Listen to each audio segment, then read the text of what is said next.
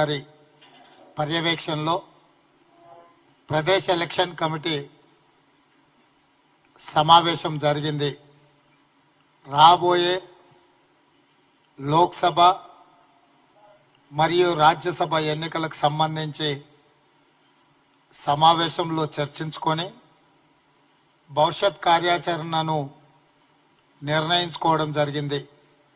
అందులో భాగంగా రాబోయే రాజ్యసభ ఎన్నికలకు అభ్యర్థులను నిర్ణయించే సర్వ అధికారాన్ని ఏఐసిసి అధ్యక్షుడు శ్రీ మల్లికార్జున్ ఖర్గే గారికి మరియు సిఈసికి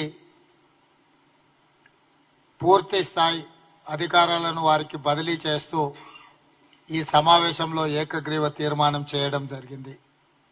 రాబోయే రాజ్యసభ ఎన్నికల అభ్యర్థులను నిర్ణయించే విషయంలో ప్రదేశ్ ఎలక్షన్ కమిటీ ఏకగ్రీవ తీర్మానం చేయడం ద్వారా అధికారాన్ని అధిష్టానానికి అప్పచెప్పడం జరిగింది.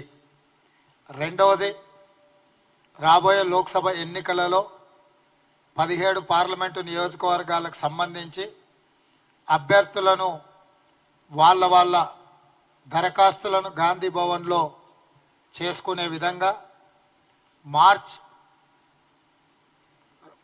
జరగబోయే ఎన్నికలలో ఫిబ్రవరి 3 తారీఖు సాయంత్రం 5 గంటల వరకు అప్లికేషన్లను గాంధీ భవన్లో ఇచ్చుకునే విధంగా జనరల్ సీట్లకు సంబంధించి 50,000 రూపాయలు అప్లికేషన్తో పాటు జమ చేయాలి.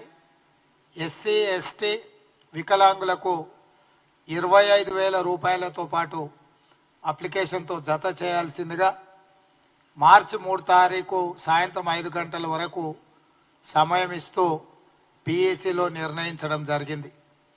ఆ తర్వాత వచ్చిన అప్లికేషన్లను క్రోడీకరించి దానికి సంబంధించి లిస్టు తయారు చేసి ఆల్రెడీ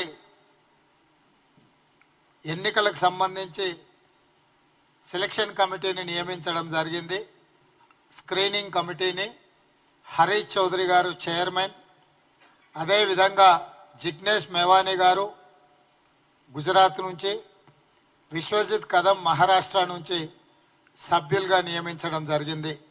వారు కూడా తొందరలోనే రాష్ట్ర పర్యటనకు వచ్చి ఈ అప్లికేషన్లను అన్నిటిని కూడా క్రోడీకరించి సిఈసికి నివేదిక ఇవ్వడం జరుగుతుంది. ఫిబ్రవరి 15 నుంచి 20 లోపల సిఈసి సమావేశాలు జరిగి అందులో వీలైనంత మేరకు తెలంగాణ లోక్సభ ఎన్నికలకు సంబంధించిన అభ్యర్థులపై అధిష్టానం నిర్ణయం తీసుకునే అవకాశం ఉన్నది.